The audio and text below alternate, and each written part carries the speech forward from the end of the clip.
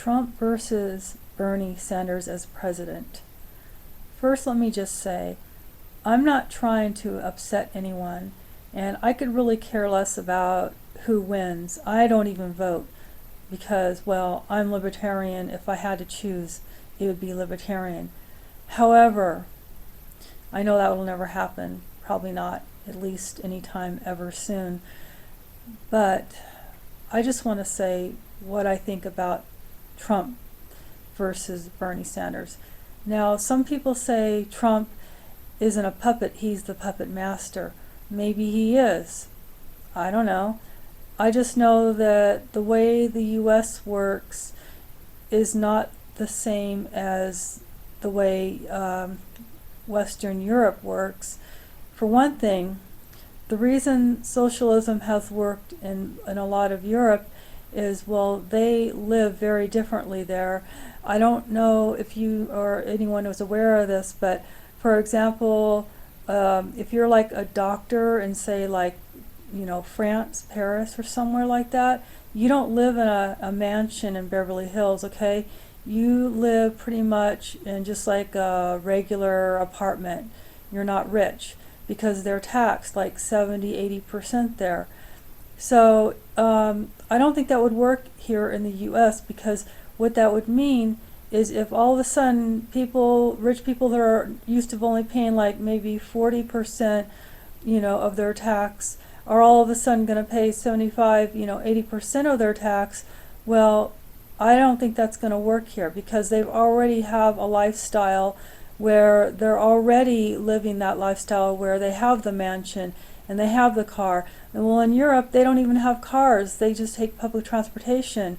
So they don't have to pay for all that either. The US is not built for people. It's built for cars, okay?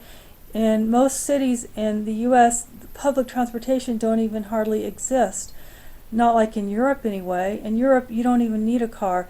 In the US, you pretty much need a car. I think asking people to give all that up, you would have to redo infrastructure first. And I don't know where all the energy is going to come to do that, because I think in terms of energy, not so much money, because really it all comes down to energy. Money has nothing to do with it. It's all about finite resources, and where are you going to get all these resources, all this energy to create all this new infrastructure. I mean, how would you even do that? Well, okay, let's see. I guess first of all, you'd have to get rid of all the mansions in Beverly Hills and just like close down California and move everyone out, or rebuild the whole infrastructure into like a European city, a really old European city where you have walkable areas that are walkable or bikeable, and that would be great. But I wish it was like that. Believe me, I wish the US was like that. I would love to live in a town like Amsterdam and Holland, and be able to ride my bike everywhere, or just take public transportation and not have to have a car. But the US is not like that. It wasn't built for people. The US was built for cars. So, and it's just, the list goes on. I mean, I don't think it's possible. If Bernie Sanders did win, I doubt he would get all those things done. I mean, I seriously doubt that would ever happen, because like I said, the infrastructure won't allow for it, and the way people live here in the US, and again, I'm not saying it can't happen. I mean, look at Detroit.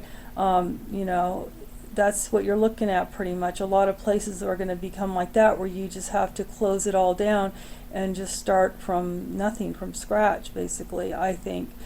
I wish I was wrong. And like I said, I'm not trying to convince anyone of anything. I don't even care. I could care less who's president, okay? Only thing I care about is I would just want sex work to be decriminalized. That's it. I don't care, okay? Go ahead, Bernie.